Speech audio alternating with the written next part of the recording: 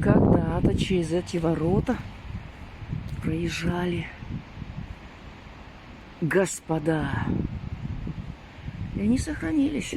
И, наверное, что-то помнят. Дамы в красивых платьях, мужики во фраках. Да, было у них время.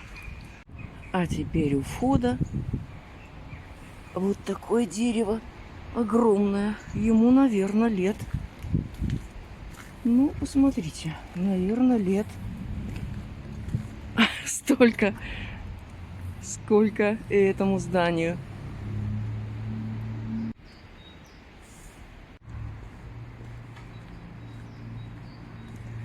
Дорогие мои подписчики, я вам показала буквально в течение часа мой родной город. 25 февраля 2024 года.